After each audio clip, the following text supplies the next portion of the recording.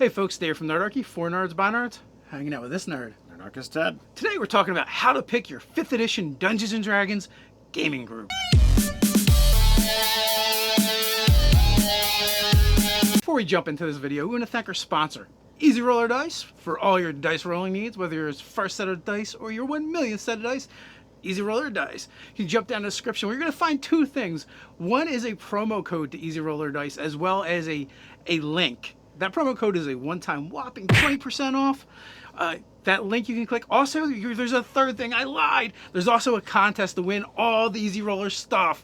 We're going to be doing a monthly contest, so you can check that down in the description below as well. Go get some Easy Roller Dice. All right, so we're talking about finding our groups today. So let's dive into it. All right, so I mean, things are a lot different for finding a Dungeons and Dragons group than when we started, right? Absolutely. You know, now you can go to your gaming stores and find Adventures League. You can go online and you can find places where you can play with virtual tabletops like Fantasy Grounds and other ones. You can find meetup groups. You know, you can probably go tons of places at conventions. As when we were coming up gaming, it was like you knew a guy and like their older brother played. You know, for me, it was always word of mouth. Now, I've always been a nerd. I got into D&D with scouts and a couple of friends, and when you find players, like, oh, well, they always know somebody else. So there was a decent amount of people that I knew growing up, but we've heard tales over the years where it's like, yeah, this was the only person that was interested in it, and they weren't able to find anyone around them that had the slightest bit of clue of what it was or where to go to game. Yeah, today is so much easier. You know, with the internet and D&D communities springing up all over the place, you have options. Just in general, social media. Social media, you have the ability to, oh, I want to find something that I'm interested in, and oh, look, there's already a conversation happening on that topic. Yeah, I mean, you can go on Facebook and find Facebook groups that are just dedicated to playing games. You know, there's a vibrant community on Twitter where they're talking about Dungeons and Dragons and other tabletop role-playing games. You know, there's Instagram. Not that you're gonna find a game there, but you can find cool things to look at. There's just all these different social medias. There's Meetup is another place, and then every single virtual tabletop has their own space for looking for group or looking for game. Absolutely. So when it comes down to finding a group, I think that we have to start off with, what are you looking to do? Are you wanting to be a player, or you want to be a game master, a dungeon master? Right, and that's gonna probably change things. Like, and if you want to be a dungeon master or you want to be the game master, it's a lot easier, right? Because generally, if you know, maybe there's a bulletin board up at your gaming store, or you can post something up in a forum or one of these groups, and more than likely you're going to get players. It's always a lot easier to find players than it is to find the DM a lot of times. Absolutely, and there are even some Dungeons & Dragons clubs in high schools and middle schools. Absolutely. Rec centers now. There's a homeschooling program where they have a Dungeons & Dragons class. Like, there is a plethora of places to find games now and, finding a group. But you know what? It's not just about finding a group. Sometimes it's about finding the right group. So, like, what kind of experience are you looking for from this D&D group? Well, I mean, there's lots of different ways of playing. Like, you can be casual. You can be heavily into the role-playing. Are you looking to do this because you want to make friends? How often are you looking for this? Like, there's lots of different ways to go. There's also the idea of, are you looking for an experienced group? Do you want to play with all new players? Maybe you're a new player too, so you'll feel more comfortable. Or, you don't really care. Just a mixed group of old veterans and new players alike will work just fine for you.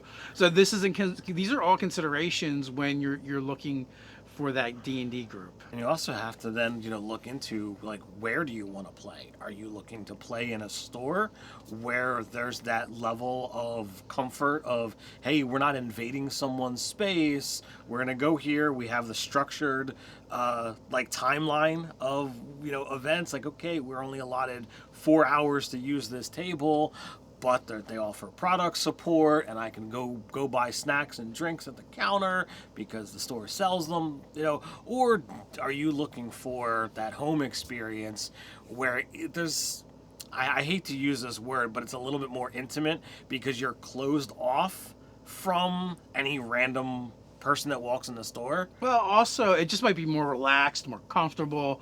I know some people get anxiety, especially gamers. You know, if you have a bunch of stuff going on around you, or you feel like people are watching you, you might be a little bit uncomfortable. Right. So when it comes to role playing and getting into your character, it might be a little bit harder. Where if it's just like the way we play in your basement with a bunch of friends sitting around the table, right. then it might be more comfortable, easier to relax into it, and you're not as self-conscious. But then the other way is, of course, you know, if you do this online is even one step further removed, because then anyone watching, yeah, you might wind up having a streamed game that more people are seeing, but more often than not, you're probably going to have a game that, okay, we play online, there's no watchers other than the players, and no one is directly watching you, so it makes it a little bit easier and should be a little bit more relaxing.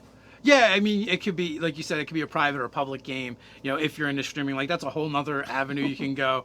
And also, when you're playing online, pants are optional.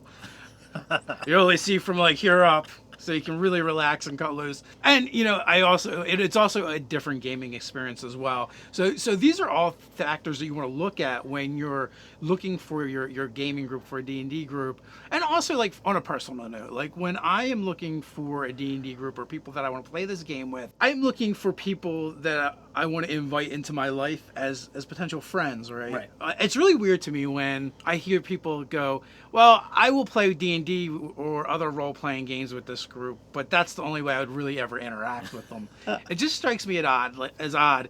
Really, I feel like if you're playing a game and you're spending this much time with people, it should be with people you genuinely like and would want to spend time with doing other activities as well, not just gaming. Yeah, I mean, if you're gonna invite these people to sit and game with you, you know, gaming, you can have a large spectrum of emotions depending upon how deep you go with your game.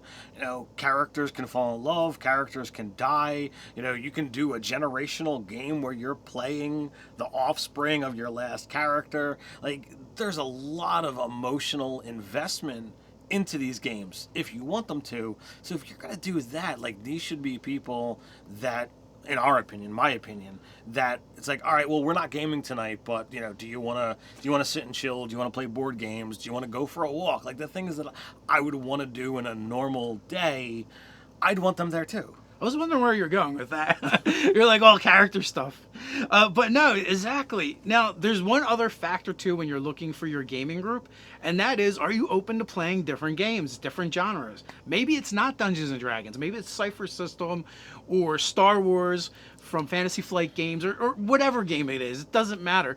Like, this may also expand opportunities for you to find a gaming group. Maybe you start off playing Cypher System or GURPS or some other game. Or Fate or Pathfinder or whatever, it doesn't really matter. And then you guys work your way back to a game that maybe you're more interested in, if that's like 5th edition Dungeons and Dragons or whatever, it doesn't matter.